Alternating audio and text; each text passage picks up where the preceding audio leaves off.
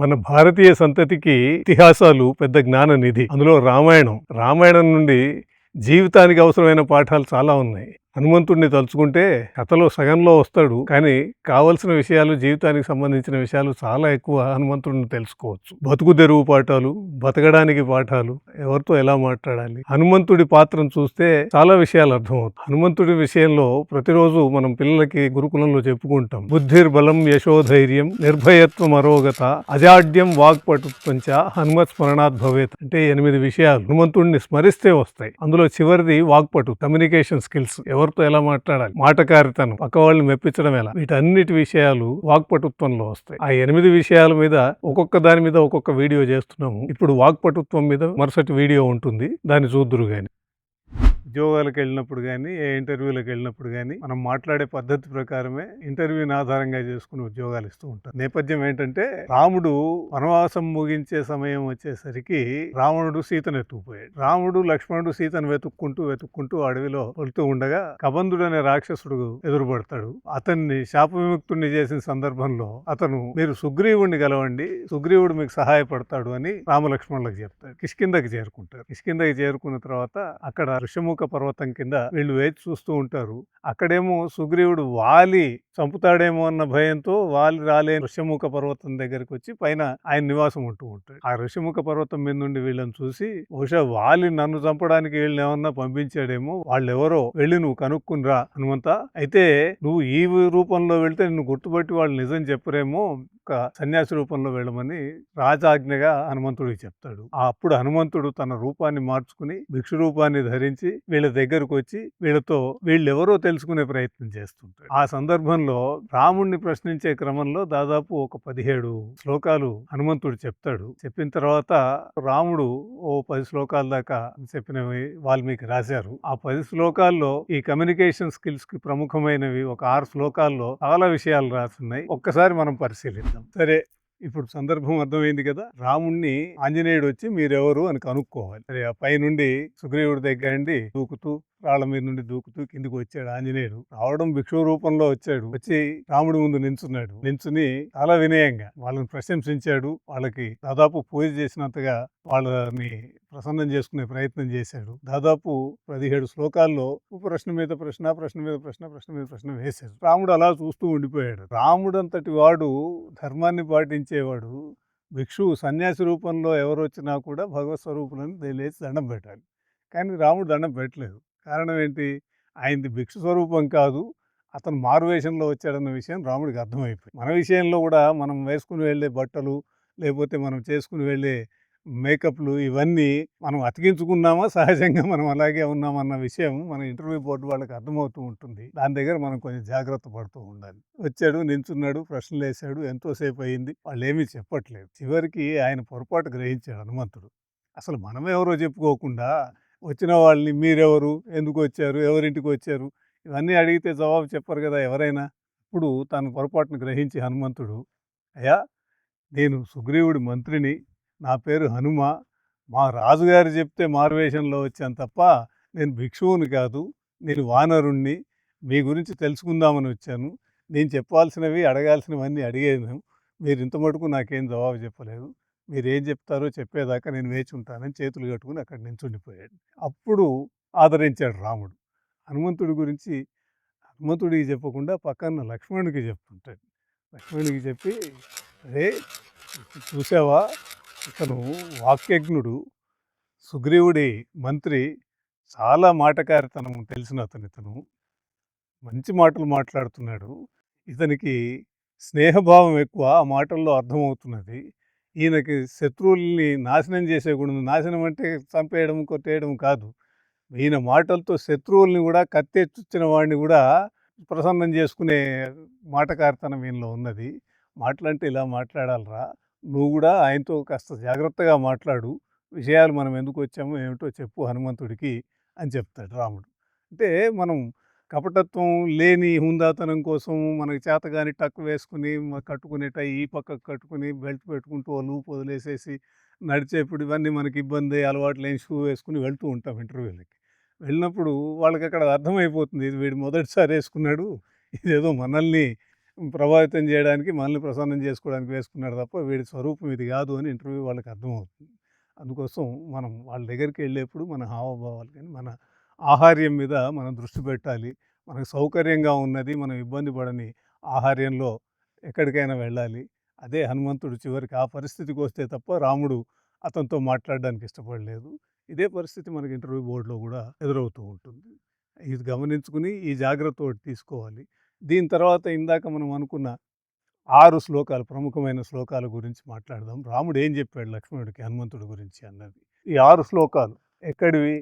కిష్కింధకాండ 3వ సర్గలో 29 నుండి 35 శ్లోకం దాకా అద్భుతమైన శ్లోకాలు. ఇక్కడ ఎక్కడ ఏ పదం వాడాలో తెలిసినవాడు. ఎక్కడో తెచ్చిపెట్టిన పదాలు ఏదంటే అది మనకు వచ్చు కదా, మనం తెలుసుకున్నాం కదా అనే ప్రయత్నంలో చేసి ఏ పదాలు, అనవసరమైన పదాలు వాడటం లేదు అక్కడ ఆయన. వాడాల్సిన పదాలు మటుకే వాడుతున్నాడు. ఇలా వాడకూడని పదాలు వాడటం లేదు. ఏ శబ్దాన్ని కూడా తప్పుగా ఉచ్చరించట్లేదు. ఉచ్చరించే ప్రతి శబ్దము తన హృదయం నుండి, కంఠంలో నుండి వాక్కుగా బయటకు వస్తోంది పర్ఫెక్ట్గా. ఎక్కడ తడబాటు లేకుండా ఈ పదాలు ఉచ్చరిస్తున్నాడు. తడబాటుగా ఏదో అంటూ ఎక్కడ ఆ పదాన్ని, పలకాల్సిన పదాన్ని ఒక విధంగా పలకాల్సిన దాన్ని ఇంకో విధంగా పలకట్లేదు. ఈయనకి భాష మీద చాలా పట్టుంది. లేకపోతే ఏ పదాన్ని ఎట్లా పలకాలి అన్న జ్ఞానం కలగదు. ఈయన భాషని చాలాసార్లు తెలుసుకుని ఉన్నాడు. పదాల ఉచ్చారణలో ఎటువంటి దోషం లేకుండా ఉచ్చరిస్తున్నాడని చెప్తూ మనకు కూడా భాష మీద పట్టు సంపాదించాలి. మనం ఇంగ్లీష్ మాట్లాడేప్పుడు ఇంగ్లీష్లో పదాలను ఎట్లా పలకాలి అన్న విషయం మనకు తెలిసి ఉండాలి.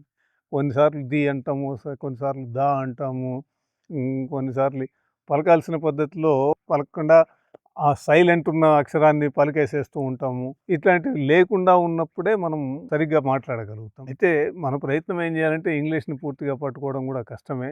మనకు వచ్చిన పదాలతోనే శుద్ధంగా మాట్లాడి, అపభ్రంశం లేకుండా మాట్లాడి అవతల వాళ్ళని ప్రసన్నం చేసుకునే ప్రయత్నం చేయాలని ఈ 29వ శ్లోకంలో చెప్తాడు. తర్వాత అనవసరంగా ముఖం అంటే సంస్కృతంలో నోరు.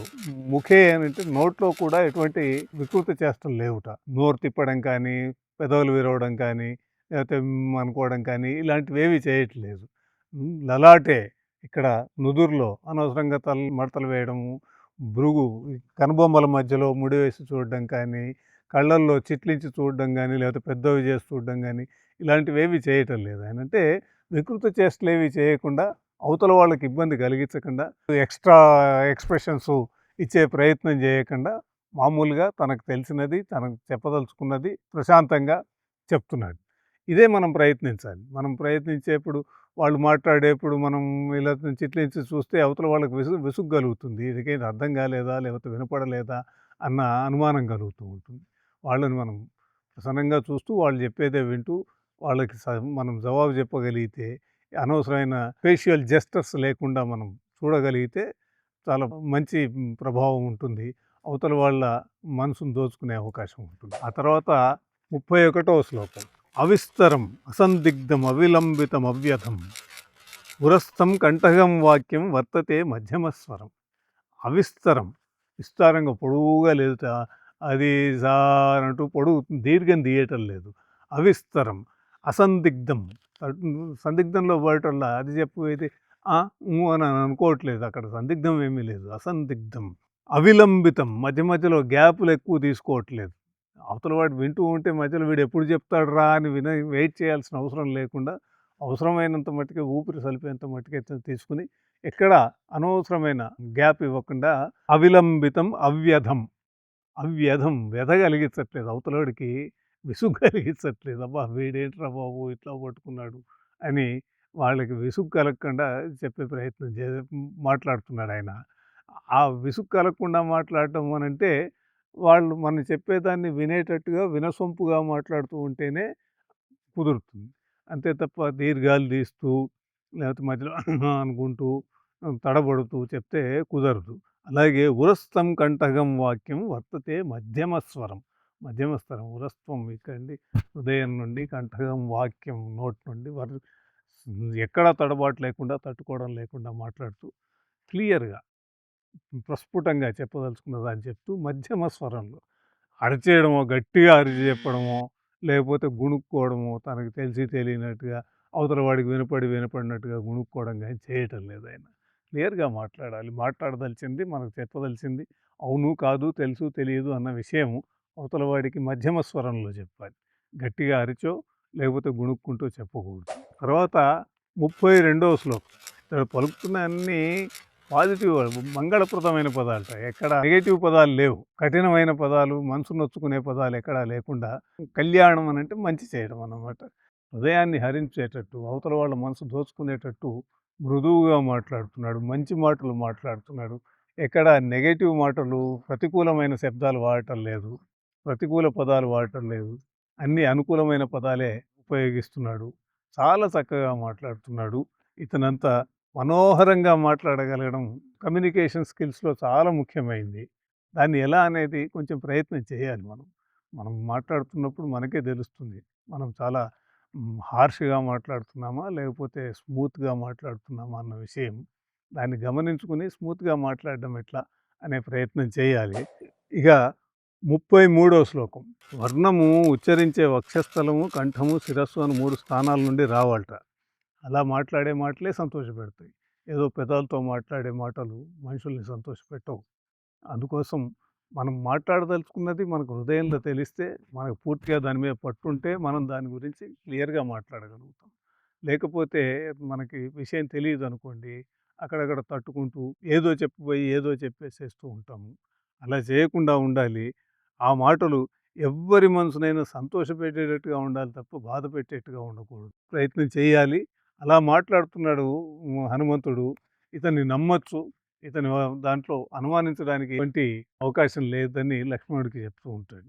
ఇటువంటి మాటకారి దూతగా గల రాజుకి ఏ కార్యం తలపెట్టినా అవుతుందిరా అంటే, ఇలాంటి వాడు ఇలా మాట్లాడగలిగిన వాడు ఏ కార్యాన్నైనా సాధిస్తాడు. ఇలా మాట్లాడడం నేర్చుకోవాలి. ఇలా మాట్లాడే వాడితో మనం ఏ వ్యవహారమైనా చేయొచ్చు. వీడు చెప్పే విషయాలు నమ్మొచ్చు. వీడికి ఎటువంటి ఉద్యోగము లేకపోతే పనో అప్పచెప్పొచ్చు అనే నమ్మకం ఎదుటి వాళ్ళలో కలుగుతుంది అలా మాట్లాడితే. ఇప్పటి మటుకు చెప్పినవి ఎలా మాట్లాడాలి అని చెప్పారు. ఇప్పుడేమో అలా మాట్లాడితే ఏమవుతుందని చెప్తున్నారు. అంటే ఇలాంటి దూత ఉంటే ఆ రాజుకి ఎటువంటి కార్యాలైనా సిద్ధిస్తాయి. దాంట్లో ఎటువంటి సందేహం లేదు. ఇటువంటి వాడు లేకపోతే కార్యాలు సాధించడం కష్టం అని అక్కడ రాముడు లక్ష్మణుడికి చెప్తూ ఉంటాడు.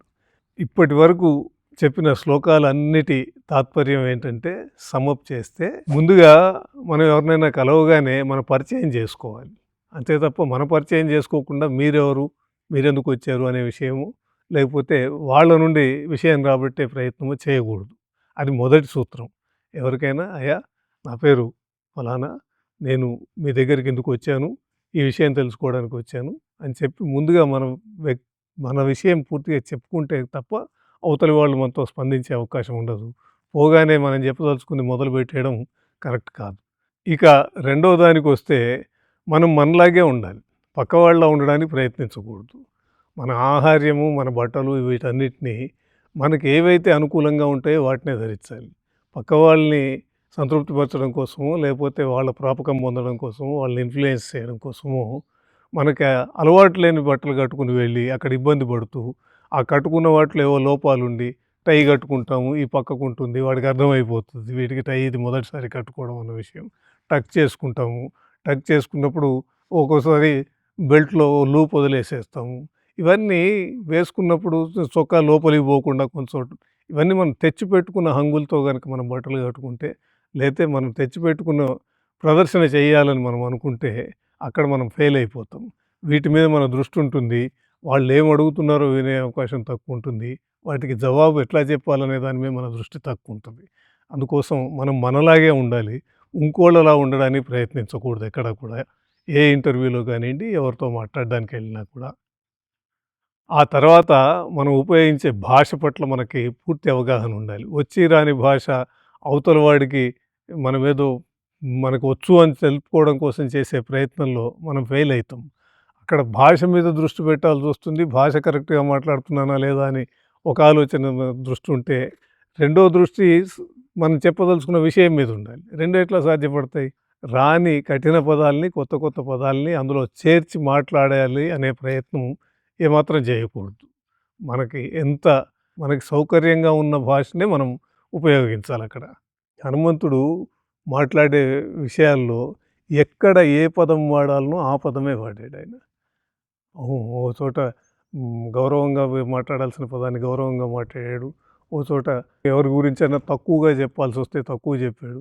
అటువంటి పదాల్ని ఏరుకోవడం కాదు, ఉన్న వాటిలో నుండి కరెక్ట్‌గా దానికి అనువైన పదాన్నే వాడాలి తప్ప, లేని పొగడ్తల్ని సూచించే పదాలను, లేకపోతే పొగిడే ప్రయత్నం చేస్తూ తెలియని పదాన్ని వాడి అక్కడ ఇబ్బంది పడకూడదు. అంటే తెలియని వాళ్ళ దగ్గర తెలియని పదం మాట్లాడితే మనకు అవమానము జరగచ్చు, లేకపోతే మనం ఆశించిన ఫలితాలు రాకపోవచ్చు. మనం ఒకటి చెప్పబోయి ఇంకోటేదో దాని అర్థం వచ్చి, ఓహో! మనం అడిగిన దానికి ఈయనకి జవాబు తెలీదు, ఏదో పదాలతో గారడీ చేసే ప్రయత్నం చేస్తున్నాడు అనే అభిప్రాయాన్ని కల్పిస్తుంది. అందుకోసం ఎక్కడ ఏ పదం వాడాలో ఆ పదమే వాడాలి. మనము కొన్ని ప్రయత్నాలు చేస్తుంటాం. ఈజ్ దగ్గర వాజ్ వాడతాము, గుడ్ దగ్గర బెస్ట్ అని వాడతాము. వీటన్నిటికి మనకు తెలిస్తే తప్ప వాటిని ప్రయత్నించకుండా ఉండాలి.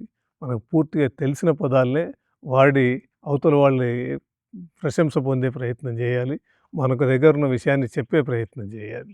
అంతే తప్ప రాని పదాలకి వెతుక్కుని మాట్లాడకూడదు. ఇక తర్వాత విషయానికొస్తే ముఖ్యమైన విషయం జెస్టర్స్ అంటారు ఇంగ్లీష్‌లో. ముఖ కవళికలు గానీ, శరీర కదలికలు గానీ మనం చెప్పే విషయాల మీద చాలా ప్రభావం చూపిస్తాయి. దాన్ని మనం బాడీ లాంగ్వేజ్ అంటాం. ఆ బాడీ లాంగ్వేజే కరెక్ట్‌గా ఉండాలి. లేకపోతే అవతల వాళ్ళకి మన బాడీ లాంగ్వేజ్ విసుగు తెప్పించేట్టుగా ఉండకూడదు. ముఖ్యంగా ఒకటి గుర్తుపెట్టుకోండి, మనందరం చేసే తప్పు కాళ్ళు ఊపుతూ కూర్చుంటాం. అనవసరమైన శరీర కదలికలు లేకుండా మాట్లాడేప్పుడు స్థిరంగా కూర్చుని ఎటువంటి విపరీత చేష్టలు చేయకుండా అవతల వాళ్ళకి మనకు తెలిసిన విషయాన్ని వివరించే ప్రయత్నం చేయాలి, ఎక్స్ప్లెయిన్ చేసే ప్రయత్నం చేయాలి. ఇది హనుమంతుడు చేసిన పని. అది దీర్ఘం తీయకుండా తట్టుకోకుండా మాట్లాడడం అనేది నేర్చుకోవాలి. అది ఎప్పుడు వస్తుంది? మనకి విషయం పట్ల పూర్తి అవగాహన ఉన్నప్పుడు మనం తట్టుకోకుండా మాట్లాడగలుగుతాం. అందుకోసం మనం వెళ్ళేప్పుడు ఏ ఇంటర్వ్యూకి కానీ ఎవరి దగ్గరికైనా వెళ్ళేప్పుడు కానీ మనం ఏం మాట్లాడడానికి వెళ్తున్నామో ఆ విషయం మీద పూర్తి పరిజ్ఞానం తెలుసుకుని వెళ్ళాలి. తెలియని విషయం ఏదైనా ఉంటే నిజాయితీగా ఒప్పేసుకోవాలి. అప్పుడు కూడా మనం స్పష్టంగా మాట్లాడగలుగుతాం. తెలియని విషయం తెలుసు అని చెప్పేప్పుడే మనకు తడబాటు కానీ, దీర్ఘాలు తీయడం కానీ, పదం మధ్యలో గ్యాప్లు రావడం కానీ జరుగుతుంది. Every no need not be negative.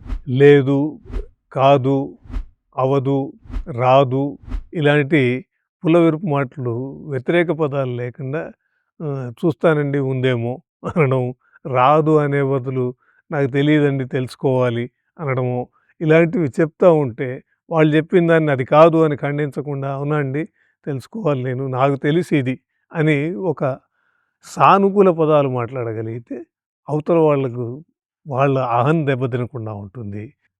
వాళ్ళకి మన పట్ల వ్యతిరేక భావం కలగకుండా ఉంటుంది. ఈ వాక్కుని ఉచ్చరించడం వీటి మీద 31, 32 శ్లోకాలు పూర్తిగా మనం వంట పట్టించుకుంటే పక్క వాళ్ళని తప్పకుండా మనం ఇంప్రెస్ చేయగలము. మనం ఎప్పుడు పాసిబిలిటీని చూడాలి తప్ప ఇంపాసిబిలిటీని చూడొద్దు. అబ్దుల్ కలాం గారు కూడా ఈ విషయమే చెప్పారు. Children tend to possibilities and adult tend to impossibilities అని. హార్డ్‌షిప్స్ ఏమున్నాయని వెతుక్కుంటాము. వాటిని వెతుక్కోకుండా దాంట్లో మనకు వచ్చే అడ్డంకులు ఏమున్నాయనే వాటిని పరిష్కరించుకుని ముందుకు ఎట్లా వెళ్ళగలము అనే విషయాన్ని ఆలోచించుకుని మనకు లేని లక్షణాలని రామాయణం నుండి నేర్చుకుని హనుమంతుడిని స్మరించుకుని ఈ వాక్పటుత్వాన్ని మనం పెంపొందించుకుంటే ఎక్కడైనా మన మాటకారితనం పనికొస్తుంది, మన వాక్పటుత్వం పనికొస్తుంది. మన ఎదుటి వాళ్ళని మనం ప్రభావితం చేసి వాళ్ళ దృక్పథాన్ని మనకు అనుకూలంగా మార్చుకునే అవకాశం ఉంటుంది. ప్రయత్నించండి.